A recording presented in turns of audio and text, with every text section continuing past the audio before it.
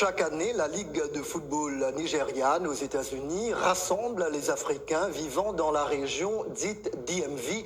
Comprenez la capitale Washington, le Maryland et la Virginie. Ils prennent part à un jeu qu'ils aiment tous, le ballon rond. Après plus de 20 ans, la Ligue a indubitablement tissé des liens forts entre les différentes communautés de la diaspora africaine dans le DMV. Reportage, Arzuma Compaoré. S'il y a bien une chose qui peut faire sortir les Africains des États-Unis de chez eux par un dimanche ensoleillé, c'est probablement pour jouer au football. Grâce à la Nigerian Soccer League, de nombreux membres de la diaspora africaine aux États-Unis ont l'occasion de montrer leur talent chaque week-end durant l'été. Selon les responsables de la Ligue, tout a commencé en 1999 avec seulement 4 équipes nigérianes. 20 ans plus tard, l'organisation s'est mondialisée et les équipes ont plus que doublé, s'étendant aux diasporas d'Afrique de l'Ouest et de l'Est et à la Caraïbe. Cette année, nous avons techniquement 11 équipes qui jouent avec 12 équipes au programme. Je crois que 5 ou 6 d'entre elles sont des équipes locales. Ce sont les équipes locales de la NSL et les 6 autres sont les équipes invitées comme la DMV du Sénégal, le Sili de Guinée, Opopo du Cameroun, Di Bamou du Libéria et Chevoli, que j'appelle plutôt Ouya, parce que tout le monde qui vient d'Afrique joue à Chevoli. Obi Ogbu est le commissaire de la Ligue depuis 11 ans. Il dit que vivre dans ce pays peut être parfois difficile, mais la Ligue aide en offrant des opportunités, le développement de la communauté, le réseautage et bien plus encore. Pour ceux d'entre nous qui sont ici, nous sommes maintenant chez nous. Il n'y a rien de plus agréable que de voir ce melting pot de différentes cultures et traditions.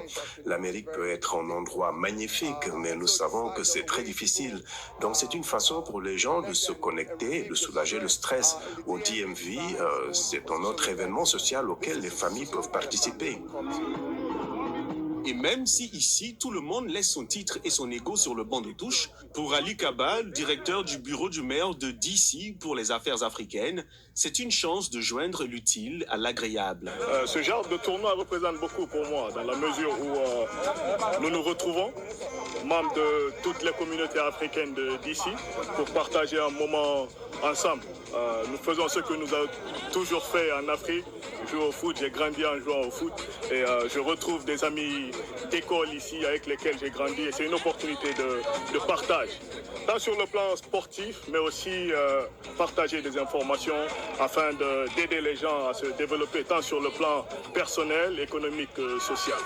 Le tournoi de la Ligue peut durer entre 3 mois et 3 mois et demi, après quoi la période allant jusqu'aux séries éliminatoires, laquelle comprend des quarts de finale, des demi-finales et la finale. Obi dit qu'après 2 décennies, il est temps pour la Ligue d'avoir son propre centre communautaire.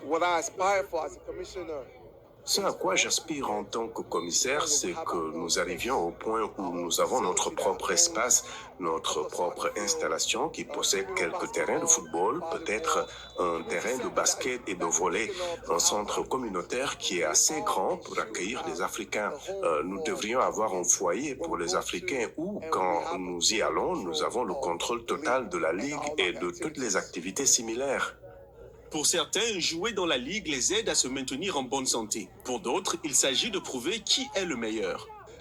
La NSL n'est pas seulement une question de victoire, c'est aussi une question de droit de se vanter. De nombreuses équipes viennent juste pour gagner, juste pour avoir ce nom, juste pour se démarquer comme le numéro 1. Ce n'est pas le prix qu'elles gagnent qui compte, mais le droit de se vanter. C'est ce que cela représente. Jogo Bonito, qui signifie du football bien joué. Et c'est ce que nous aimons voir. Ce sont des matchs d'avant-saison que vous voyez se dérouler. Quand les séries éliminatoires arrivent, il faut être là. C'est ce qu'on dit, le chien mange le chien. Oui, mano à mano. Les aéroports s'ouvrent, les joueurs de partout commencent à arriver et il n'y a rien de plus divertissant que ça. Il y a eu cette bataille pour savoir quel pays d'Afrique a les meilleurs joueurs. Le Nigeria disait que c'était moi, le Sénégal disait non, c'était dans les années 60. Maintenant, c'est nous qui dirigeons le spectacle. La Guinée, le Cameroun. Donc tout le monde ici représente en quelque sorte différents pays. Ce soir, comme chaque week-end de l'été, Les gagnants fêteront leur victoire et les perdants réévalueront ce qui n'a pas marché.